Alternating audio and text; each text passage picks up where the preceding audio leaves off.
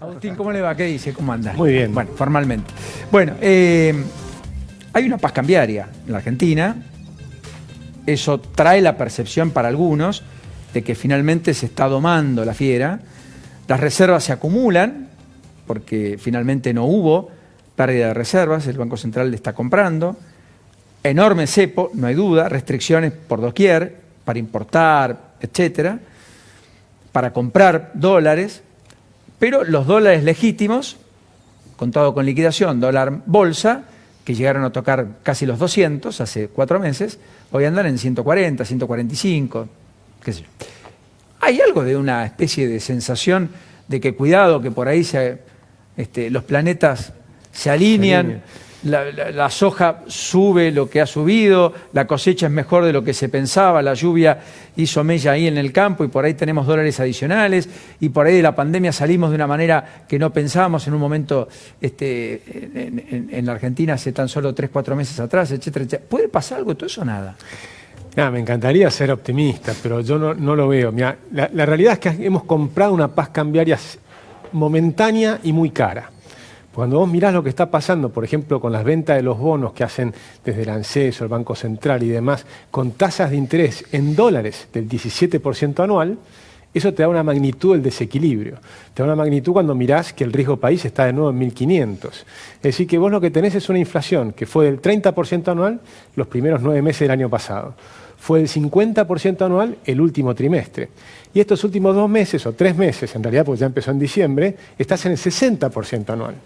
Entonces es una escalada de inflación a pesar de lo que estás diciendo, a pesar de que hicieron un esfuerzo enorme para domar al tipo de cambio y estamos en lo que llamamos el famoso carry trade. Lo mismo que le criticaban a Macri, ¿te acordás? Que vos invertías en pesos con tasas altas de interés y el tipo de cambio se mantenía y entonces ganaban mucha plata en dólares. Los que hicieron eso los últimos 3 meses ganaron muchísimo dinero en dólares. O sea, los que pusieron en plazo fijo los ahorros al 36 anual, 3% mensual, 3 meses después tenían 10% más de la plata que habían colocado en plazo fijo, el dólar quieto compraron 10% más de dólares.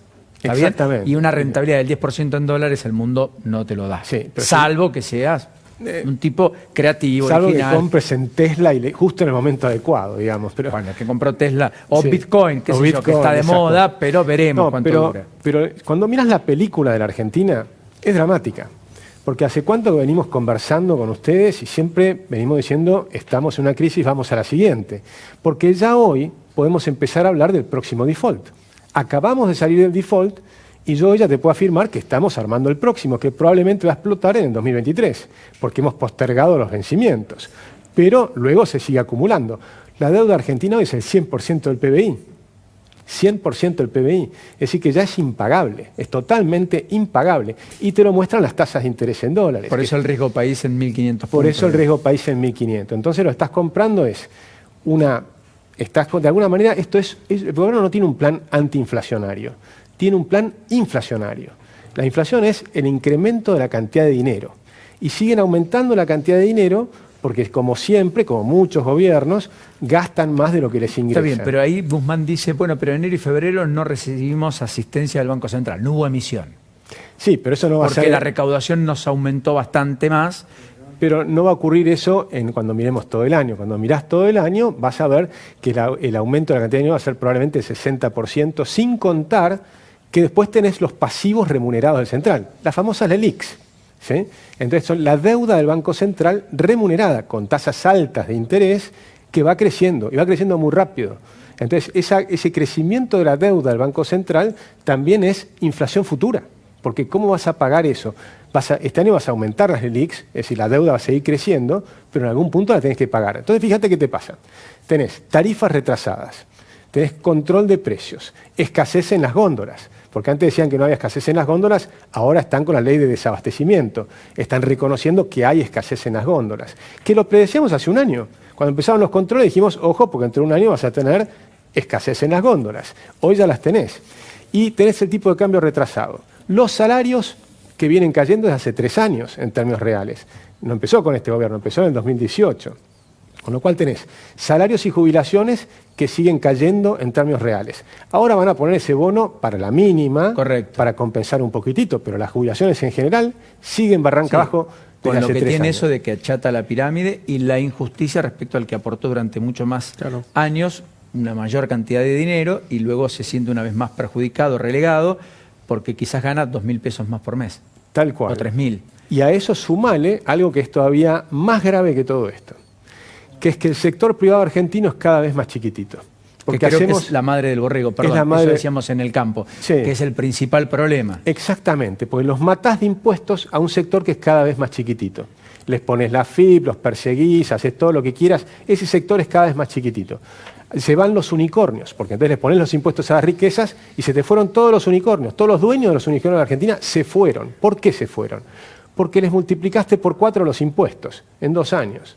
Entonces le multiplicaste, primero pusiste bienes personales y le aumentaste los bienes personales. Ahora inventaste el impuesto a riqueza y aumentaste ese impuesto a riqueza. Pero después le duplicaste bienes personales y el impuesto a riqueza a los que tienen activos en el exterior. Y los unicornios, como fueron exitosos, hicieron empresas argentinas que se expandieron por 70 países del mundo. Entonces tienen una gran parte de sus activos en el exterior. Y por lo tanto les duplican los impuestos. Esa gente que hizo se fue. Y entonces invierten en Brasil, Alec Oxenford, Marcos Galperín, tienen empresas nuevas que están surgiendo, están creando empleos. Eso significa aumentar la demanda de empleo en Brasil, significa mejorar los salarios de Brasil y significa achicar la Argentina. Estamos achicando la Argentina. El dato que dio Alec el otro día, Alec Oxenford, es tremendo.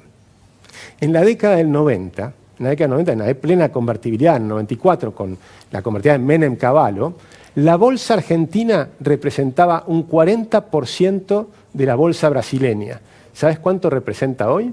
Las acciones que cotizan en bolsa. 40% por entonces y hoy menos del 6%. 2%. Okay. 2%. Ese es el impacto de la destrucción que hemos hecho en Argentina. Estamos destruyendo el país. Estamos destruyendo el país. La participación relativa, incluso nuestro sector exportador es muy dinámico, el campo es muy dinámico, es absolutamente competitivo. Tenemos las plantas procesadoras de soja probablemente más importantes del planeta, aquí en el complejo San Lorenzo, en Rosario. Ahora, efectivamente la participación en el comercio internacional argentino, ayúdame Agustín, en términos históricos, ha mermado ostensiblemente. Pero sin Argentina duda. era un player, un jugador importante, y hoy pasa a ser un jugador Pequeño. Ya hoy el sector agropecuario brasileño nos pasó el trapo. El primer exportador de carne argentino hoy es el primer exportador de carne uruguayo. Se fue de la Argentina, vendió su empresa y hoy exporta carne desde el Uruguay. Es decir, estamos desarrollando el Uruguay, estamos desarrollando el Paraguay. Ahora estamos viendo empresarios argentinos, los más importantes empresarios argentinos, están ayudando a desarrollar Brasil. Es decir, que nuestras mentes y nuestros capitales están desarrollando el extranjero porque acá los insultamos, porque desde la presidencia incluso los han insultado varios presidentes, ¿no?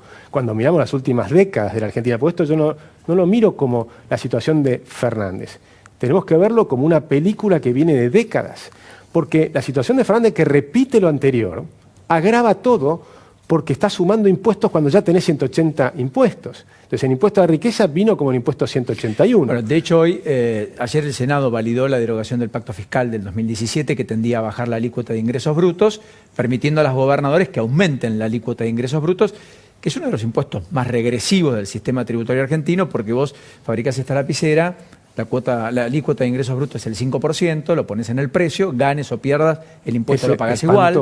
Y además, porque es retroalimentado en las distintas cadenas de producción, digamos, ¿no es cierto? Nosotros sacamos un informe en la Fundación, en el momento que hicieron eso en el gobierno de Macri, diciendo, miren lo que van a hacer. Con ese pacto fiscal que hicieron, aumentaban los impuestos el primer año, que fue lo que hicieron muchas provincias, porque le pusieron un tope. Y entonces del 5%, claro. Entonces todos subieron hasta el tope, no todas, pero varias subieron hasta el tope. Salta fue un caso. Y van a ver que no lo van a cumplir, porque en cuanto venga una crisis nos van a subir los impuestos, porque acá tenemos una lógica equivocada que venimos haciendo desde hace 80 años.